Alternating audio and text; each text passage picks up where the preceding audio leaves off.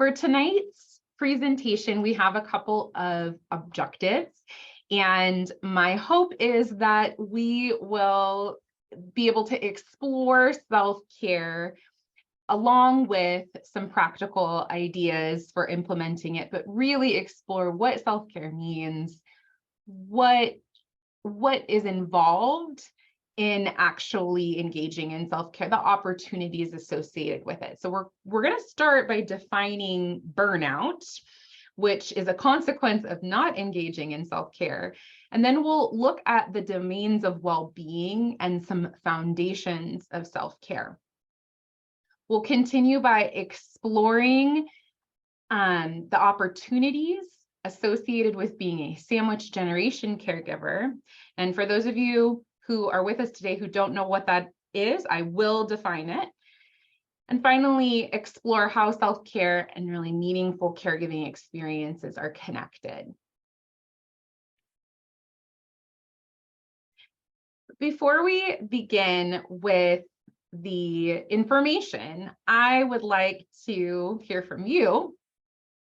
And we are going to use the chat function, as I indicated earlier. So the first thing I'd like us to do is to look at this symbol, and I'd like you to tell me in the chat what this symbol means, right? There's no wrong answer here. I just want you to look at it and tell me what you think it indicates or means in a couple of words, okay? And I'm going to read out loud people's responses so we're all kind of on the same page, though you should be able to see responses coming into the chat as well. So one person says, I have no clue what this is. That's okay. Again, no wrong answers here. Another person says an empty tank. Another respondent said it looks like a thermometer and it's reached the top. Okay. Another person says container looking to be filled. Okay, very nice. So I said there's no wrong answers here. Oh, we've got a few more. Okay, a jar, a flat tire. Okay, there are no wrong answers, and I really just wanted to kind of get the juices flowing. This symbol you will see out in the real world. And usually it appears as one of those infuriating lights that goes off in your car to let you know that you have low tire pressure, that something is wrong with your vehicle. But I love, love, love when we take it out of the context of the car, how it can look completely different, right? And how it can speak to, kind of what we're experiencing in the moment. So to go back to some of the answers that people gave, one person even said, this looks like a burned out human to me. Okay, well, we are going to talk about burnout tonight, so that's helpful. And what else do we got? Someone said an exclamation point. Okay, so I like those ideas. Again, no wrong answer. In real life, in your everyday life, you might see this in a car when the tire pressure is low. Okay, let's try another one here. Now, different question, slightly different question, but we're going to use the chat again. So when you see this image, what do you think about? Okay, so I'm not asking this time, what does it mean, but rather, what comes to mind for you when you see this picture? Take a moment to jot a few ideas down in the chat. And again, I'll read them out loud for the group. You still should be able to see responses in the chat as well. All right. So I'm seeing put your oxygen on first. Okay. Someone says take care of yourself first.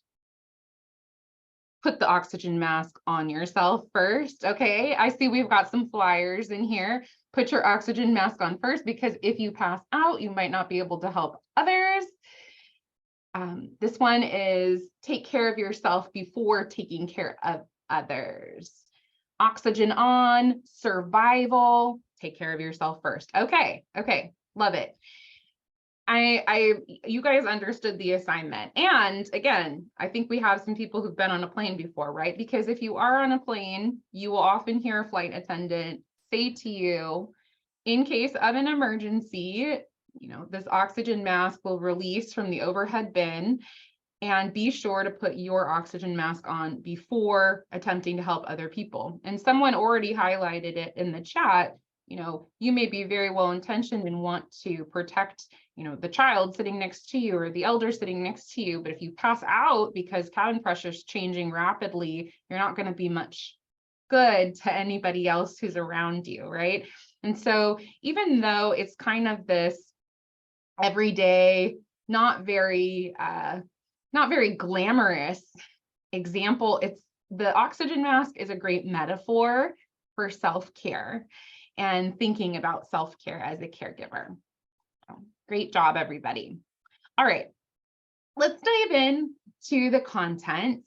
And I do want to start us out with a little bit of context. So if you attended an earlier session in our sandwiched speaker series called What is a Sandwich Generation, you will have seen this definition before. I do apologize. Essentially, the sandwich generation consists of individuals who provide unpaid care, so those who are unpaid family caregivers, to an adult while also caring for children living in their home. So they are simultaneously caregivers of an older adult and they're parenting children. And according to the National Association for Caregiving and Caring Across Generations, they did a 2019 study. They determined that there are about 11 million of these sandwich generation caregivers in our country who meet the criteria for this definition, which amounts to about 28% of all caregivers. This is a significant population of family caregivers. Now, what's interesting about the sandwich generation is that we have a population of people who are being squeezed from both sides, as the name indicates. The younger generation and the older generation essentially both have needs that the person in the middle who's providing care and parenting provides, so that individual, that person, that sandwich generation caregiver is being squeezed from both sides. And so often the literature on sandwich generation caregivers focuses just on the squeeze. And I'm not trying to minimize that. We will talk about, the real impact of the squeeze on SG or sandwich generation caregivers. But I also want to point out that this group is really uniquely poised in a way that we may not have seen in a really long time. So what we know is that some characteristics of this group, on average, they're about 41 years old. So they're either Gen Xers, more and more are millennials, most are working while they're caregiving. We know that most often they're providing long-term care to the older adult who has some sort of chronic disease or needs help with multiple activities of daily living. As individuals, sandwich generation caregivers can really help us to redefine and model the importance of self-care. Yes, they're being squeezed from multiple directions, but as individuals, if they can recognize their need for support, and also demonstrate for others, including their children, the importance of interdependence versus independence in an aging society, that is a really powerful position to be in, right? As individuals, as a group, sandwich generation caregivers are poised to highlight the importance of self-care for everyone else. Okay, so I'm going to put that argument out there. They're also uniquely poised just within the context of their families, because our children are watching, right? They're watching everything that we do. Now, I mentioned earlier that I don't yet have children myself, but I was an educator in the past. I hope to have kids in the future. I'm an auntie, so I have some experience of children, and I'm very aware of how perceptive and intelligent and watchful they are of adults. And so if you're in a position where you're parenting children while you're acting as a caregiver for mom, for dad, for another relative, for a friend, for a neighbor, your children are observing this, and they're looking at the quality of the care you provide for the person. Of course, they'll notice that, but they'll also notice how well you take care of yourself and what that means for your relationship with them. So sandwich generation adults are, first of all, recreating and normalizing the multi-generational household, which is amazing. We may be coming back to this idea that multiple generations under one roof is normal versus being exceptional. And we're modeling for children the importance of self-care and caregiving as part of development and family life. So I wanted to start there. I wanted to start with just this unique position that sandwich generation caregivers are in. Yes, you're feeling the squeeze, but wow, there's so much opportunity here too. But with opportunity comes responsibility, and we'll talk about that, right? Responsibility to engage in self-care. So sandwich generation caregivers, they do feel the strain. Again, the National Association of Caregivers and Caring Across Generations released this report in November of 2019 called Burning the Candle at Both Ends, Sandwich Generation Caregiving in the US. So in this relatively recent study, these agencies determined that a significant portion of sandwich generation caregivers were reporting high levels of emotional stress, financial strain, health issues, and physical strain. So this is stressful. It is stressful to be squeezed. There's no doubt about it. And we have data to back that up. We also know overall, because of the pandemic, that there has been just a general decline in caregiver health. We can blame it on COVID. We can blame it on lockdown, on the social isolation that resulted from lockdown. There's kind of a perfect storm, all of these different factors that came out of the pandemic that certainly have affected people's health. And I include mental health in that umbrella term, health. So all of this is important to acknowledge. You'll notice that I put that little symbol of the low pressure or low tire pressure back up on the screen here, because we're going to talk about some symptoms of caregiver burnout. We want to use this to ground our discussion of self-care. And we also want to use this to recognize how effectively or ineffectively we are engaging in self-care. So caregiver burnout is not a clinical diagnosis. It is not something that, you go to your physician and he or she will diagnose you with necessarily. They may observe that this collection of changes looks like this condition of burnout, but it's not a formal diagnosis. What's important to know about caregiver burnout, however, is that it really is that indicator light. It really is that warning system that lets you know that there's something wrong, there's something that is off balance to such an extent that it could have larger consequences. It could result down the line in a clinical diagnosis, potentially a physical ailment, or maybe in mental illness. So again, burnout isn't a diagnosis in and of itself, but is an important warning system, and it affects different domains of our health. So if we're thinking about our physical health, some signs of caregiver burnout might be that you're noticing changes in your appetite and weight. This can include weight loss, weight gain, increase or decrease in appetite, anything that's different from your day-to-day baseline. It might look like increased exhaustion.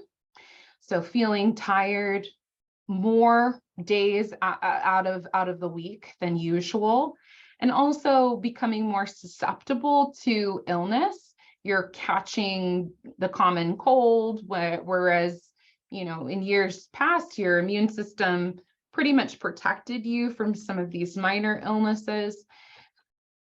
You're noticing physical aches and pains in your body that just weren't there before. Burnout might also manifest psychologically. So you might notice that you're feeling more irritable or helpless or hopeless about a situation, whereas you might have had an optimistic outlook on your loved one's diagnosis several years prior.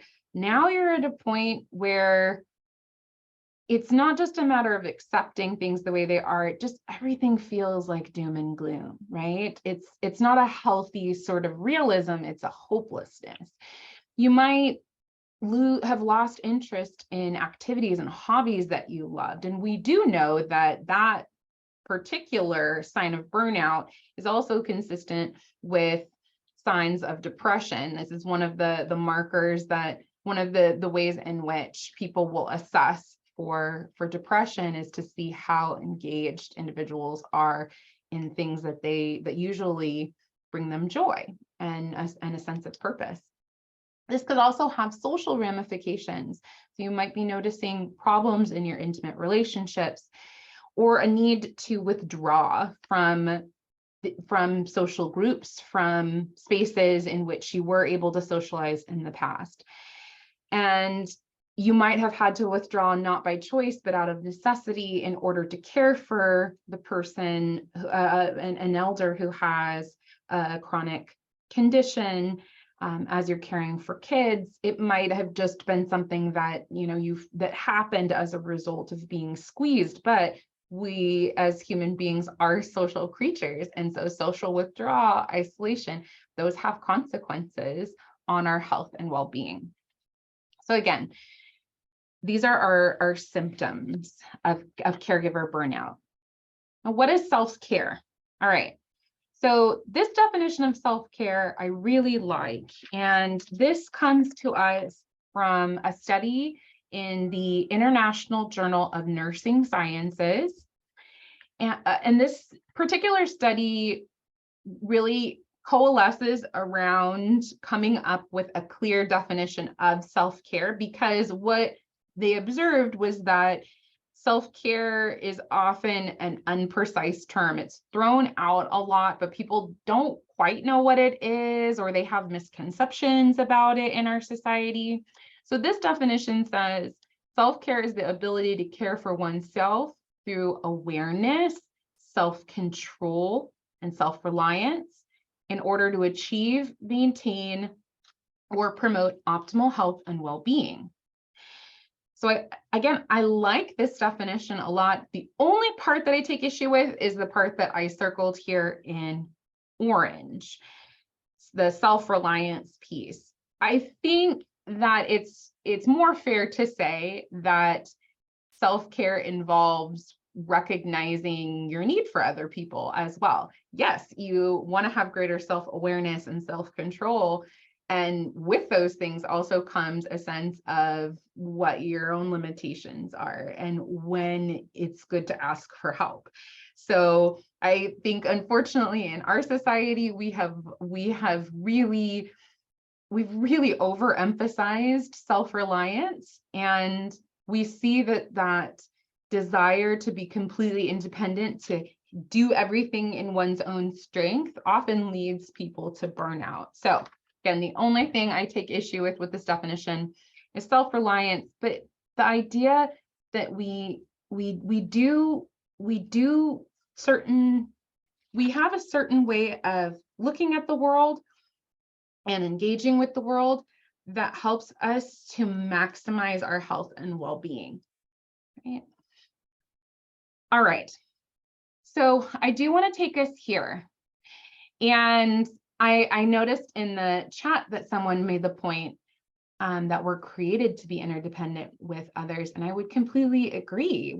Human beings are social by nature, but our society often gives us the message and the messaging that we need to be independent. This bootstrap mentality, which I think has done us a disservice in a lot of ways. And I hear so many times from different caregivers.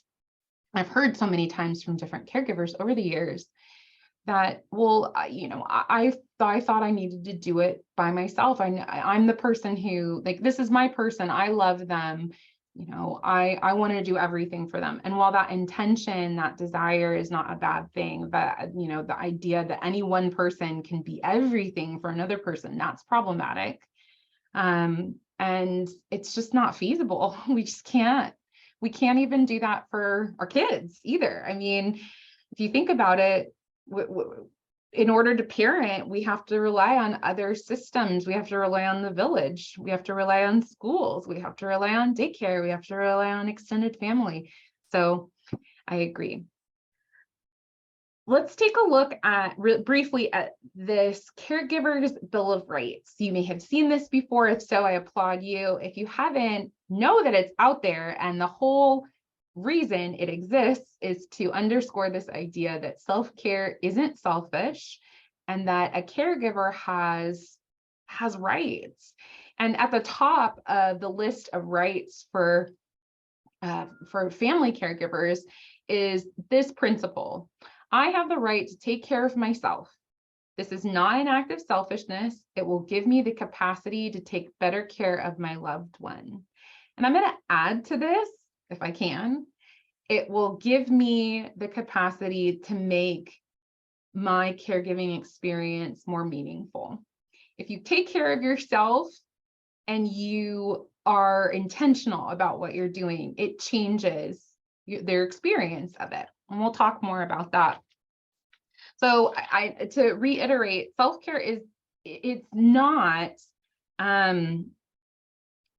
self-care is important because if you're not caring for yourself physically, emotionally, spiritually, eventually there's not enough of you to care for someone else, right?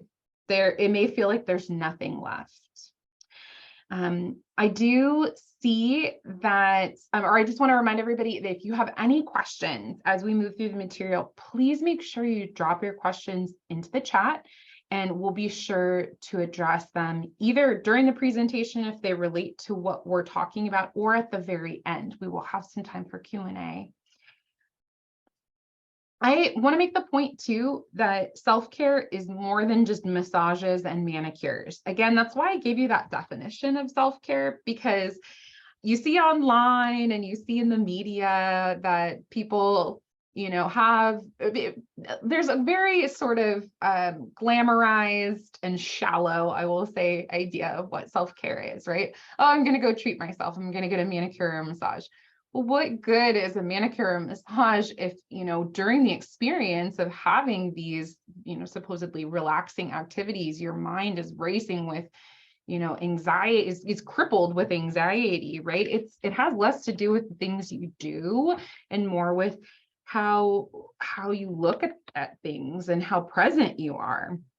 It's really your mindset more than anything else. And so I want to argue that self-care has more to do with shifting our perspective than doing things. And that should be good news for sandwich generation caregivers, certainly any caregiver who's feeling the squeeze, because the idea of adding one more thing to your plate is not appealing. But what if in whatever circumstance in which we find ourselves, we can shift the way we look at it in such a way that it doesn't feel as overwhelming as it once did. I think that's the good news here. And this can be particularly helpful in creating moments of peace throughout the day and throughout the caregiving exchange. So let's talk about what I'm going to call foundational self-care. So again, self-care, you may have heard my example earlier about manicures and massages and thought, well, that's how I engage in self-care. And if that's the case, that's great. But the point I'm trying to make is that are you really going to be able to enjoy a massage or a manicure if, you haven't slept, or, you yourself are dealing with a disease or a condition that's resulted from, chronic stress that's gone unattended, if your chronic stress won't allow your body to relax enough to enjoy it. So there are basic things that we need to do to care for ourselves, and all of the rest really we can build on this foundation.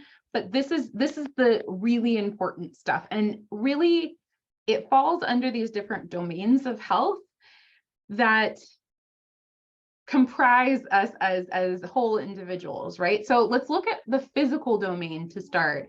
Foundationally speaking, we have to have enough sleep. And I know that when you're caring for young children, when you're caring for an adult who, let's say, has a cognitive impairment, and they engage in sundowning, or they're agitated at night, they're awake at night, sleep can feel like an impossible thing to do for yourself. But if you don't sleep, if your brain and your body do not have that rest, then you will unfortunately suffer consequences from not meeting that basic need. And so it's good to understand, hey, my situation with I have young kids, I have a parent at home who has Alzheimer's disease, and my circumstances are interfering with my sleep. That's a good place to be in. That is the place from which you can start to plan intentionally about how you're going to meet this basic need. But the point is that you have to meet it. Somehow you have to get sleep. You have to rest. Not resting isn't an option.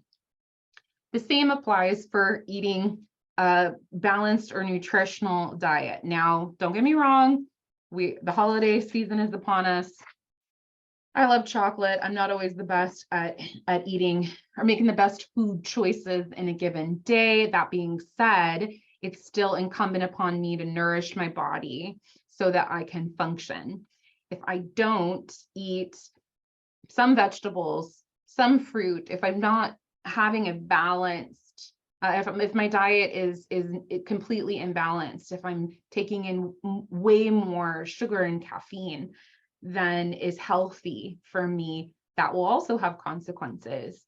And we always can get into this pattern of excuses where we say, oh, well, I just don't have time to eat, or I just don't have time to eat healthy, or we can always make those excuses. But the bottom line is that this will catch up to us at a certain point. So this is a foundational component of self-care. Sleep, food, exercise is also in there. Okay.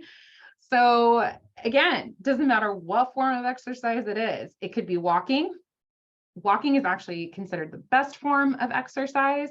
It could be something more intensive. When I was caring for my mom, I'll just share with you, I started attending Zumba classes at my local gym, and I loved Zumba. I still do.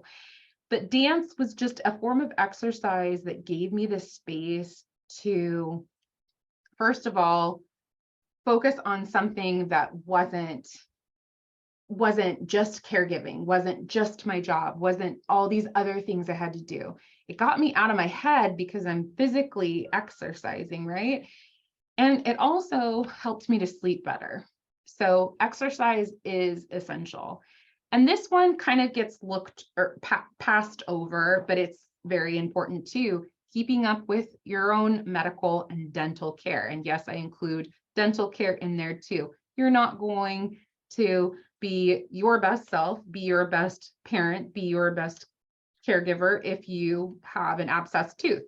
If you have a torn ligament, you need to attend to your body and steward it as well. Let's continue along this vein and look at psychological health. So again, our mental health is foundational. If your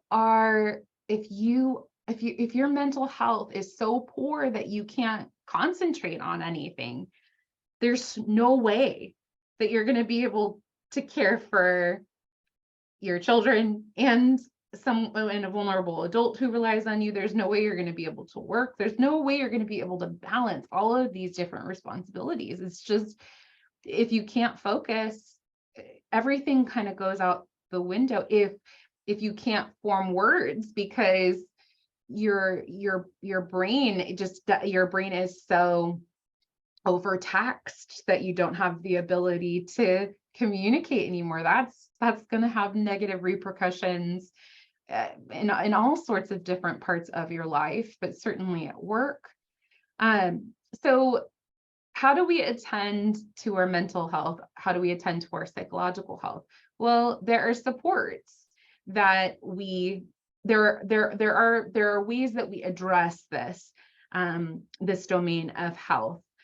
And one of the big ones here, and just as important, let's say, with our physical health as engaging in exercise and eating a balanced diet, getting respite, setting up breaks for yourself, whatever that looks like, whether that means that you are coordinating with a family member to babysit the kids or to stay with the person for whom you're caring while you're away, doing something that's not related to caregiving or parenting. Respite is critical. You have to have breaks. We all do. It'd be nice if we could be on 24/7. Well, I don't know if it would be. I'm kind of a fan, honestly, of naps and rest myself, so I take that back. Respite is essential, though. Just as sleep is essential for your physical health, respite is important for your psychological health. You need to know that the individuals who depend on you, that they're being taken care of, but that you can step out for a moment and do something else, that you can have time for yourself. Counseling is also critical to your psychological health. We don't necessarily acknowledge this as often as we should, but there is a lot of grief involved in caregiving, a lot of grief involved in caring for someone who has a degenerative disease or a chronic condition. And there's a lot of grief that comes with not only witnessing someone's decline, but also the losses that come with a change in roles, a change in family dynamics, the disappointment that comes with, shattered hopes or expectations, all of that. There's so much grief. And it's really helpful to work that out with a professional who can, again, help you make meaning out of it. And it has that kind of work that you do in counseling can really have positive effect on your psychological health and your overall well-being. And similarly, meditation or some form of spiritual life that allows you to think about a higher being or higher purpose is really important for maintaining your health. If all there is just the trauma and the hospital visits and that feeling overwhelmed and harried every day, if that's all there is, well, that's not a really great motivator for getting up in the morning. And gosh, we know that when our psychological health, our mental health is suffering, it's harder to get ourselves going at the start of the day. So all of these things, again, are necessary for supporting your psychological health. And this is foundational. Okay. Last domain here is our social health. So again, one of our participants earlier noted that we are created to be interdependent. We're human beings are social creatures. And this this aspect of ourselves is actually pretty critical to our overall well-being, right? Like, we can't neglect it. I think the pandemic really showed us that isolation has negative consequences on health outcomes. And so our social health, we support through staying connected with people. And that can look like participating in a support group.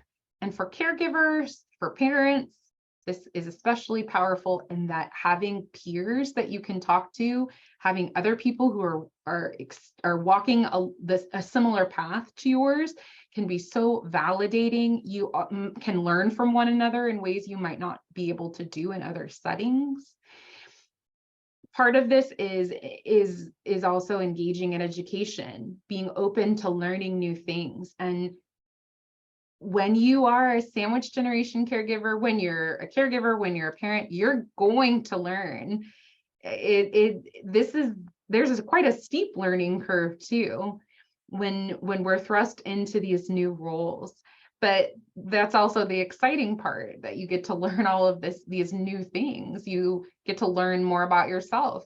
You get to learn what, being at a different developmental stage means for another person. There's just a lot of good stuff too, that comes with learning, but it is uncomfortable. Learning is uncomfortable. And if it were just comfortable all the time, why would anybody do it?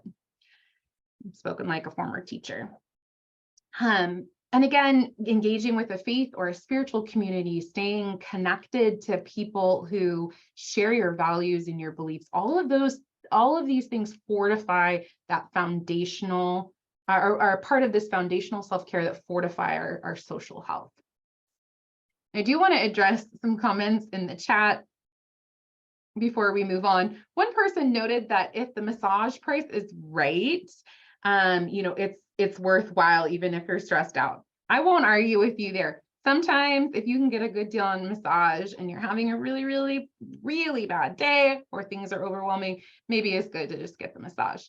And another person noted that, and I like this a lot, maybe we can think about mental health like dental health instead of kind of othering it the way that we do. So it's something we attend to, like our dental health, to prevent illness. So we brush our teeth every day, we floss most every day in order to prevent cavities or other issues with our dental health. In the same way we do certain things every day, we incorporate certain practices into our lives in order to maintain solid mental health too. So thank you for those comments. I'm just going to I'm just going to summarize our discussion of this foundational self-care by again showing you this image of the different domains of well-being: our psychological, our social, our physical. All of them feed into one another, and all of them really help us to understand ourselves as this whole person, as this complex being, right?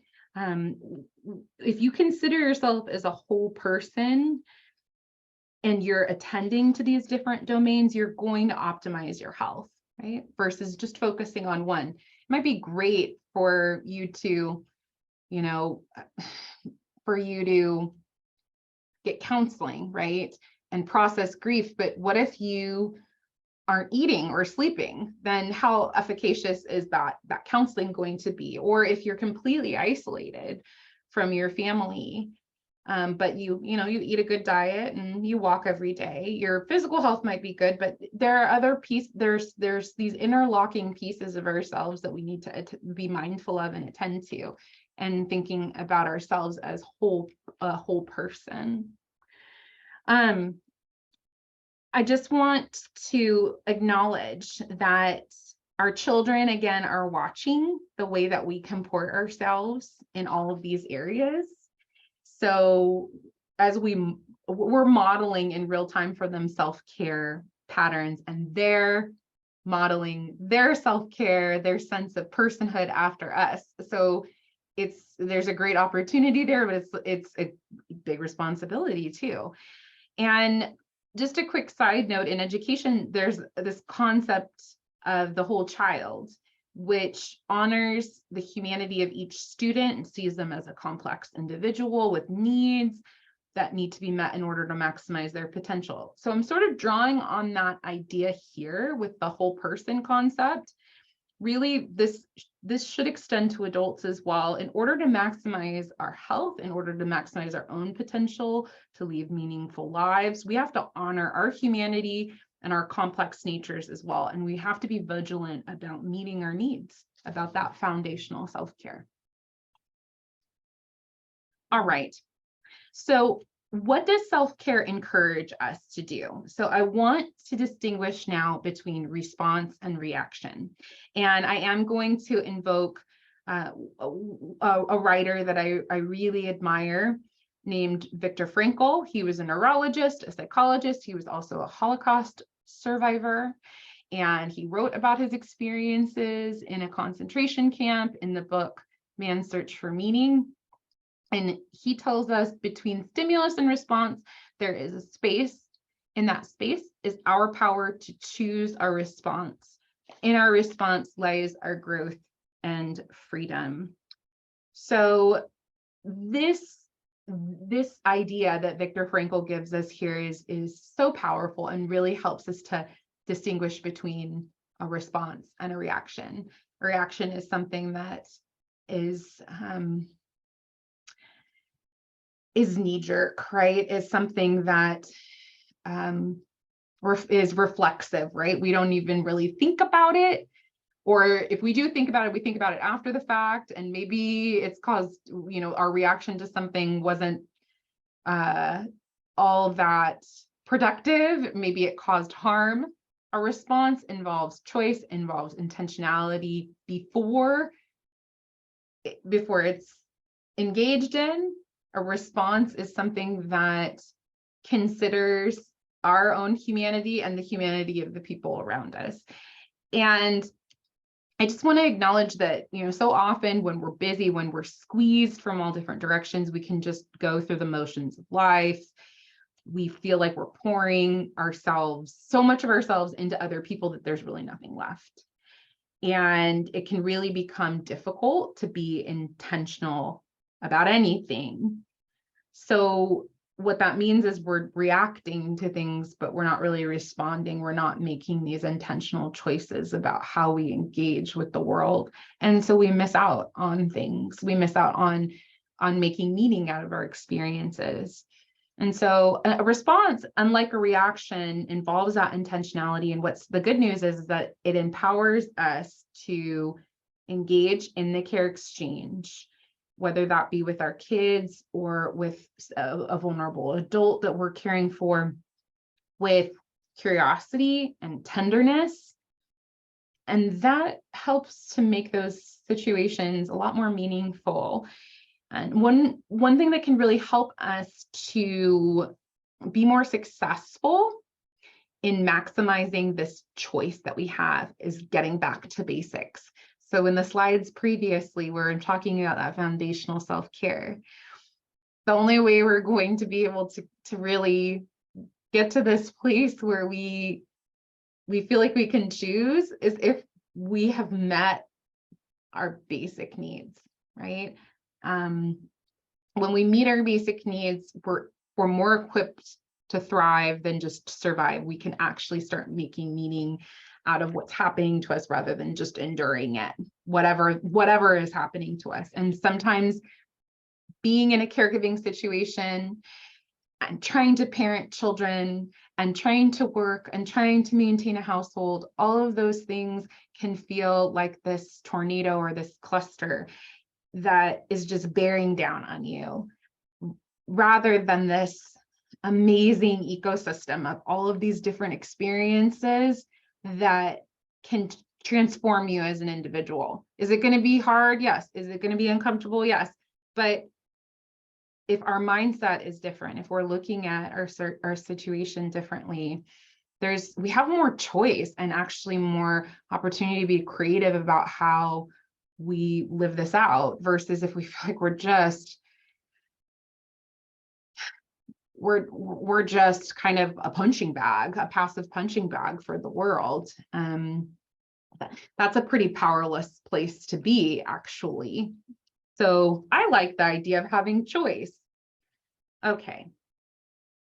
So a self-care tool that I do want to put in your back pocket as you're thinking about how to shift your mindset, how to really engage in that foundational self-care and move toward a sense of and move toward responding versus reacting in whatever situation in which you find yourself, is mindfulness. Okay, mindfulness is a framework, really, for thinking. And I love it because it basically asks us to pay attention. And that's kind of the big part, to pay attention to things. And another big part of it actually is to pay attention on purpose. So not just, pay attention because we have to, because it's an emergency, it's a crisis, but pay attention on purpose and without judgment. So according to Kabat-Zinn, mindfulness is the awareness that emerges through paying attention on purpose in the present moment and non-judgmentally to the unfolding of experience, which includes sensations, cognitions, and emotions moment by moment. The way I like to think of it, again, the way that it's sort of clicked in my brain, is it's this really cool framework that we have for just being more aware, being more present about our thoughts and our experiences. And we have to be present in order to make meaning out of them. If we just let them pass us by, if we feel like, like we're just trying to survive all the time and everything is an existential threat, then there's not a lot of opportunity for us to feel like what we're doing and who we are matters, when that is very much the case. I think it's such a privilege to be a caregiver. It's very hard too. Two things can be true. And mindfulness is nice because it forces us to be present, to pay attention, right? Gosh, I'm really tired today. That's right. I didn't sleep last night. It's because Dad was up and was wandering. I really need to arrange for a respite caregiver so that I can get some sleep. Starting to look at our situation thoughtfully versus, oh, I'm so tired and this person really irritated me and I hate everyone, right? Where it starts to just escalate. And I'm exaggerating a little bit, but okay.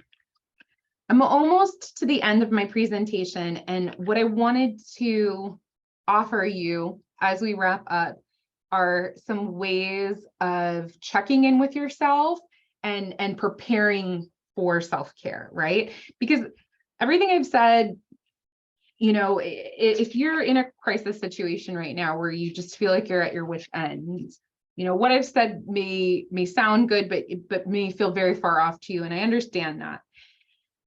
It's hopefully you are able to get the supports you need to take care of yourself wherever you are, and hopefully you're able to do so before you are in a crisis situation. One way to do this is really just to check in with yourself, and I like this tool. This is something my colleague Stephanie recommended. It's called the Caregiver Self-Assessment Questionnaire, and it asks, how are you? And it looks at those different domains of health. It is a way of writing down and recording for yourself an honest snapshot of how you're doing, because many of us also fall into the trap of, when asked, how are you? I'm fine, right?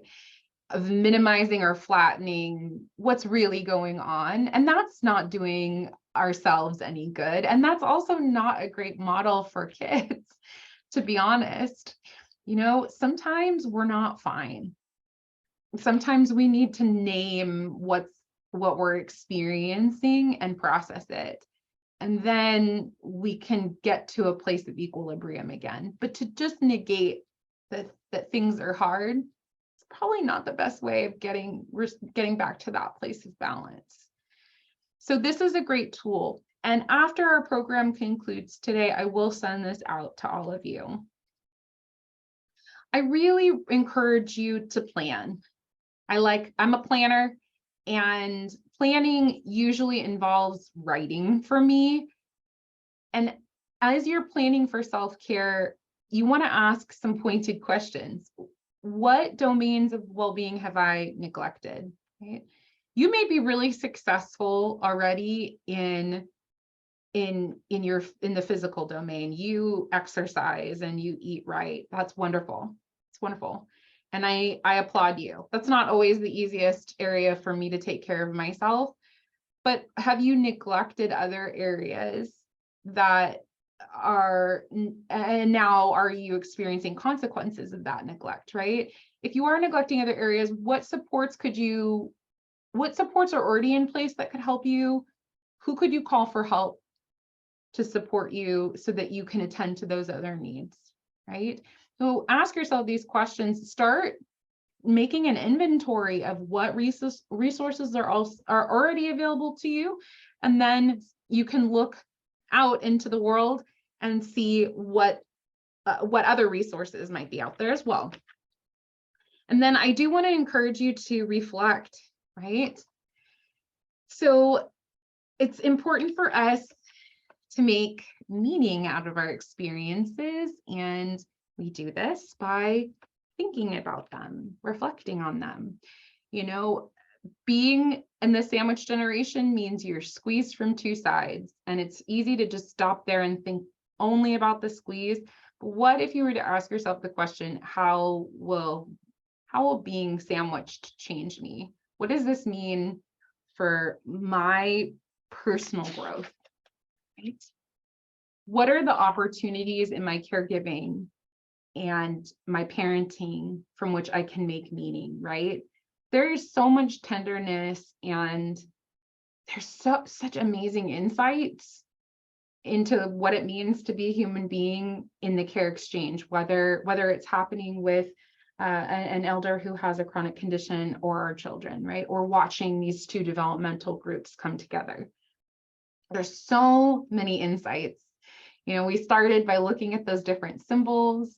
We had some different readings of them. The bottom line is they have meaning. They had meaning to us based on our experiences. And we had some nice insights at the beginning of our program today. Those moments of insights can come to us in caregiving too. Another thing to reflect on is how will the way I approach self-care benefit my children? As we looked at before, our children are always watching everything we do. So as you are attempting to care for yourself, how can that benefit your kids?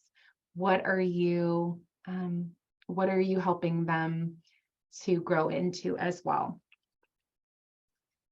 I want to leave you with this quote from Viktor Frankl. When we are no longer able to change a situation, we're challenged to change ourselves. And challenge is uncomfortable, but can yield great results. And I do want to remind you that the most beautiful things in nature often come as the result of being under immense pressure. If you will, consider, a diamond, right? Some suggested reading for you that might work well with what we've talked about. I've referred to Viktor Frankl's work quite a bit today. Man's Search for Meaning is not an easy read or a light read, but it has some amazing wisdom. If you're looking for something that's very readable, very practical, I highly recommend Building a Legacy of Love, Thriving in the Sandwich Generation by Christy Yates. She will actually be speaking for us next week and talking about how to leave a legacy of love, kind of picking up where I'm leaving off here today and talking about modeling for future generations.